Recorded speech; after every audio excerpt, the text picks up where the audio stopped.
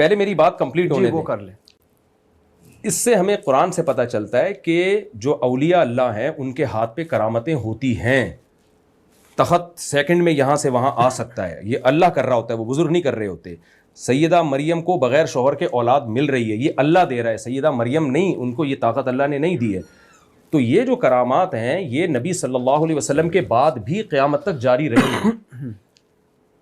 اس میں دو چیزیں دیکھی جاتی ہیں کہ بیان کرنے والا قابل اعتماد ہو اور بزرگ ہو, کوئی دو نمبر آدمی نہ ہو. تو اگر بیان کرنے والا قابل اعتماد ہے تو علامہ ابن تیمیہ نے اس پہ اجماع نقل کیا ہے کہ یہ جو کرامات کا باب ہے نا, یہ قیامت تک کے لیے مفتوح ہے, یہ ہوگا. بہت سے میں نے شہیدوں کے خون کی خوشبو اپنی ناک سے سونگھی ہے. اب آپ اگر کہیں کہ میں مفتی طارق مسعود کو نہیں مانتا تو آپ انکار کر دیں. شہید کے خون کی خوشبو کی کوئی لاجک بنتی ہے سائنٹیفکلی؟ کچھ بھی نہیں بنتی. میں نے دیکھا ہے کہ مفتی عتیق الرحمان شہید جناب 6 مہینے بعد قبر سے ان کو نکالا جا رہا ہے صحیح سالمہ ان کا جسم, اور خوشبو بھی آ رہی ہے ان سے. اور اس کے علاوہ کچھ, یہ تو میں نے خود نہیں سونگھی, ان کے بیٹے نے مجھے بتایا, بہت سے شہیدوں کی میں نے خود اپنی ناک سے خوشبو سونگھی ہے. تو اب یہ جو ہو رہا ہے یہ سائنس کو ایک بہت بڑا چیلنج ہے.